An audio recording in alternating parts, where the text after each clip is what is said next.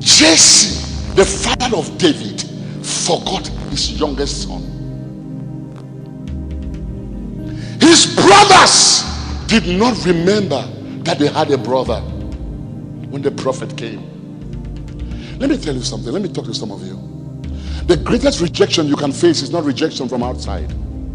The greatest rejection that leaves a lot of trauma in our souls is the rejection you face in your own family. Let me say that again. Let me say that again, because somebody needs to be healed here today. Most of the healing that we need is not outward healing, it's internal healing.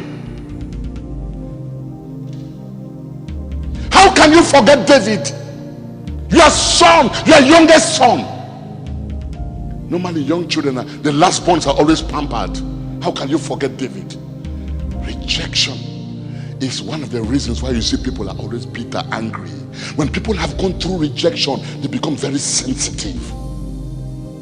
That's why for us pastors it's difficult for us dealing with people, because sometimes you don't know their backgrounds. You don't know what they have gone through in their childhood. You don't know what they have gone through in their teenage age. You don't know what they have gone through in their marriages. You don't know what they have gone through in their families. And you just tell somebody good morning, they bust out.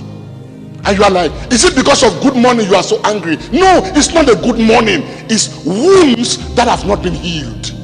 Many of us have been saved, but we have not been healed. It's one thing to be delivered. It's another thing to be healed. I have a lot of people in the church who are hurt, wounded in the house of God. David faced rejection from his own family. And let me tell you something. Those of you who always have an excuse, I was not raised well, I was abandoned, I was rejected. All these things that are happening to me because of the things that happened to me. Brothers and sisters, you can't live your life like that. You have to tell yourself, I will rise above rejection. I will rise above who does not love me, who did not raise me, who did not support me, who did not stand with me. You have to rise above. If not, you will live your life in bitterness. You will live your life always suspecting people, always thinking that people have an ulterior motive why they are doing the things they do to you. Rise above rejection.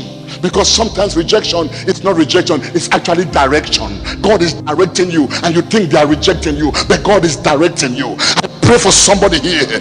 No matter who has rejected you, God has accepted you. I say God has accepted you. In the name of Jesus, your family might have rejected you, but God has accepted you. Your loved ones might have rejected you, but God has accepted you.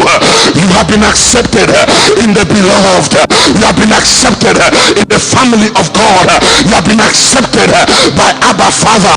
I don't know who I'm talking to here, and I don't know who I'm prophesying to. You have been accepted, and it doesn't matter who does not accept you. It doesn't matter who does not receive you. It doesn't matter who does not believe in you. It doesn't matter who does not stand with you. God has accepted you. God said, I've loved you with an everlasting love. If your mother forsake you, your father may forsake you, but God said, I will never forsake you. He said, no, I am with you always.